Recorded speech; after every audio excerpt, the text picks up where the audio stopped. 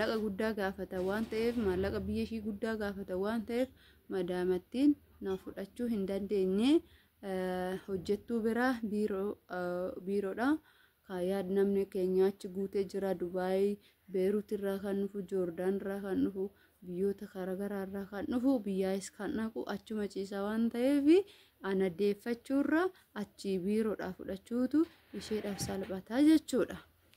Isheenis immoo kan isheedhaaf salphatu irratti xiyyeeffattee hojjettuu fudhatte jechuudha. Kanaafuu warri suni nan danda'a birrii isaan na gaafatan hundaa kaffalee nan fidadha amma ikaamaa siif hin dalagsiisu sin deebifadha garuu birrii hangam barbaadellee kaffalee yoo kan jedhaniitu akkasitti nama amanamaa ta'anii isin deebifatanii isaan rakkoo hin qabu garuu immoo dura ikaamaa isinii dalaganii osoo biyya deemtanii akkam jirtanii irra deebiidhaanii baga nagaa fayyaa taatan isinii jecha egaa amma immoo waan xiqqoo isin dhaga'uu barbaadan keessattuu warri galuuf geessan jechuudha galuudhaaf jala geessanii ikaamaan keessan tajaajila isin irraa fixate jechuudha. Tajaajila ikaamaan keessa fixate akkamitti galaa silaa tajaajila fixate jira warri jettaniif jechuudha. Akkamittan galuu nan danda'a galee mootii yoo deebuu nan danda'a warri jettan jechuudha.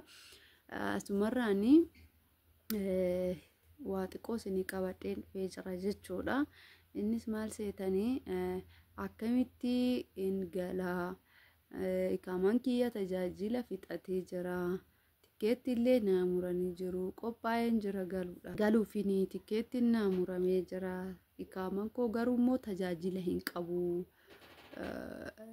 jedhamni jechuudha tajaajila hin qabu ikaamaan warreen jettanii yaaddoftan egaa paaspoortiin kiyyas tajaajila fixatee jira akkamittan galaa intaay qaraman yoo ikaaman narraa dhumate qaraman irratti lakkaawii rakkoon irraan hin gahuu biyya galuu warreen jettanii yaaddoftan jiraachuu dandeessu jechuudha. Obboleettiin kiyya tokko keessa sagalee na qabdee garuu sagalee ishii deebiseef hin jira. Akkasumas immoo namoonni barachuu barbaadan jiraachuu danda'u jedhee waan yaadee fi bifa viidiyootiin isinii fidee dhufe jechuudha. Innis maal seetanii ikaamaan keessan tajaajila fixatee yoo tikeetti isinii muramee rakkoo hin qabu jechuudha hin galtu. Ikaamaa jechuun kan biyya san qofa keessatti isin fayyadu biyya Imaaraat haa ta'u Suudii haa ta'u biyyoota garaagaraa haa ta'uuti garuu immoo inni achitti isin kan fayyadu jechuudha. Ikaamaa jechuun waraqaa eenyummaa kan biyya sanii jechuudha. Kan biyya san jiraachuu keessan isin ibsuudha jechuudha. Walumaa galatti achi jiraachuu ikaamaa jedhama.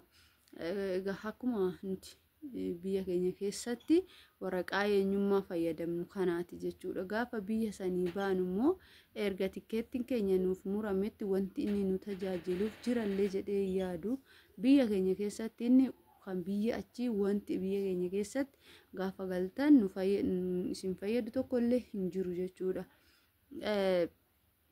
Paaspoortii hoo warri jettan immoo paaspoortiin tajaajila yoo qabaachuu baate galuun hin danda'amu jechuudha biyya keenyatti jechuudha. Yoo tariitii nu jalaa badee achi akka bade ragaa barreessifannee baasii deemnee ragaa barreessifannee haala saniin adabbii nu kennan kamiyyuu fudhannee galleen alatti galuun hin danda'amu jechuudha. Paaspoortiin keenya yoo xiqqaate guyyaa 90 ofirraa qabaachuu qaba jedha jechuudha seerri. Guyyaa 90 ofirraa hoo qabaate tajaajila jechuudha. Aga biyya keessa seenanii biyya ofii ga'anitti garuu immoo tajaajilli erga irra darbee tureen booda galuu hin danda'anii jechuudha. Warroonni galan haaromsiifatanii galan jechuudha. Amma fakkeenyaaf jechuudha yeroo darbe keessatti waleen viidiyoo hojjettee turte akkasumas gaafa dhiyoo kana keessa galtee kalee malees gadda viidiyoo akkamitti akka galte ikaamaan ishii tajaajila qabamoo hin qabu kanallee hojjettee turte jechuudha. Isheen egaa ikaaman ishii immoo tajaajila hin qabu. Tajaajila hin qabu garuu immoo tikeettii muranii fi kan galchan jechuudha.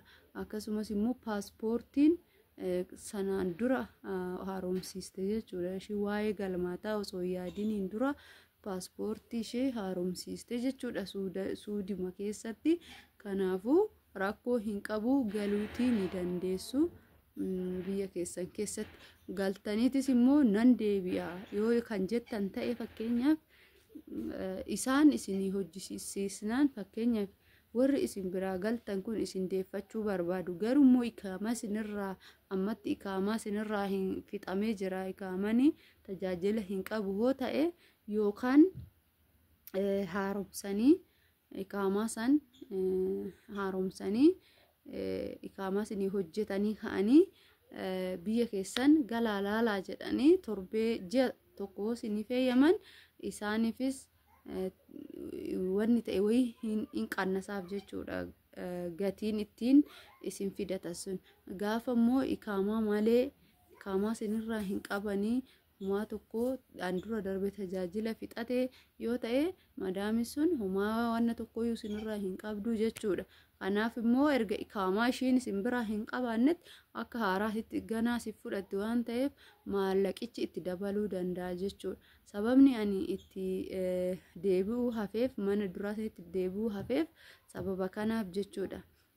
Namittiin ana deeffachuu barbaaddu turte yeroo sanitti garuu immoo ikaamaa narraa hin qabdu.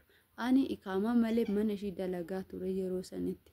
Mana ishii kanan dalagaa ture waggaa baay'ee mana ishii dalagee ergaan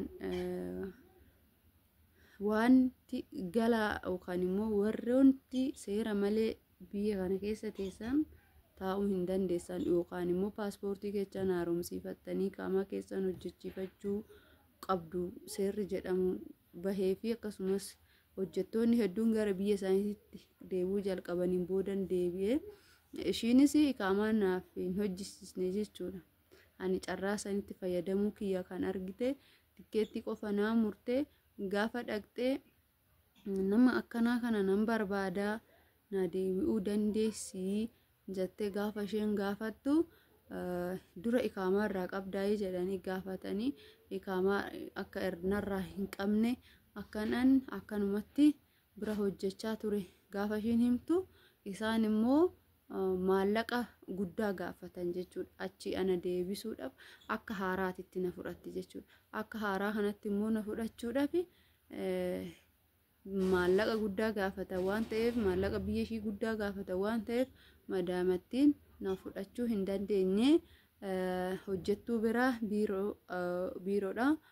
Yaad namni keenya achi guutee jira Dubaay, Beeruut irraa kan dhufu, Joordaan irraa kan dhufu, biyyoota garaagaraa irraa kan dhufu, biyyaas kan dhaqu achuma ciisa waan ta'eef ana deeffachuurra achi biiroodhaa fudhachuutu isheedhaaf salphata jechuudha.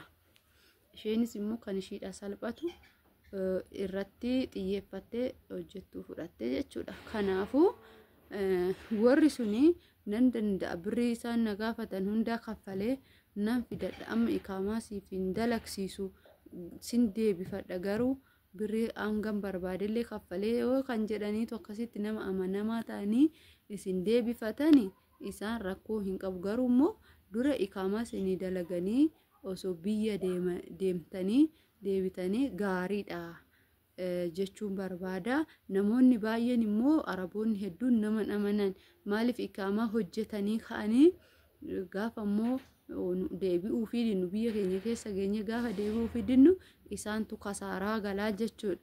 Kanaafuu kasaaraa galuurraa akkanumatti galtee yoo barbaadde hin fudhannaa yoo hin barbaannes immoo biyya ishii keessatti haa haftuu jedhanii warreen akkasitti yaadanis jiru jechuudha. Kana fakkaataa wanti isin hin galle yoo kan jiraatu ta'e immoo koomentii jalatti yaada keessan nuuf qooduu hin dagatinaa. Koomentiin keenya banaadhaa yeroo hundumaa